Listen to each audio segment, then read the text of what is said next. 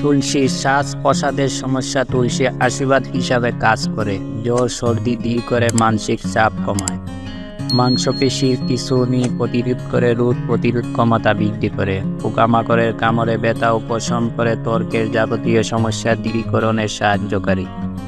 আদা মাথা ব্যথা, উচ্চ রক্তচাপ কমায়, মাতৃত্বকালীন বমি বমি ভাব কমায়, স্মৃতিরোগ কিছুটা কমায়, শরীরের জয়েন্ট ব্যথা কমায় ও প্রাণ শক্তি পাওয়া যায়, হজম শক্তি বৃদ্ধি পায়। অপারেশনের পর কাঁচা আদা খান, দ্রুত সেরে উঠবেন। ঠান্ডা সর্দিতে খুব ভালো কাজ করে।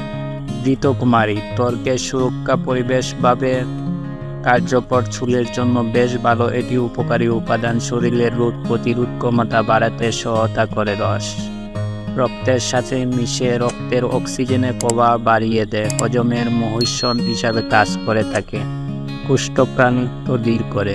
বাসক পাতা জ্বর সর্দি কাশিতে উপকার পাওয়া যায়, হুকন দূর করে, প্রসাদের জ্বালাপোড়া দূর করে, জন্ডিস রোগে উপকার পাওয়া যায়, দাঁতের মাড়ি থেকে রক্ত পড়া বন্ধ করে। বাসক পাতা রস গায়ের রং ফর্সা করে, কফজনিত শ্বাসকষ্ট উপশম করে, চুলকানি দূর করে।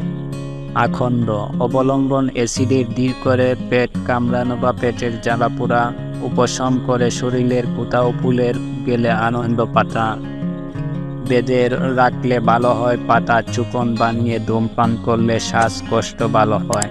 নিউমোনিয়াম উপকারী, হজম শক্তি বৃদ্ধি করে।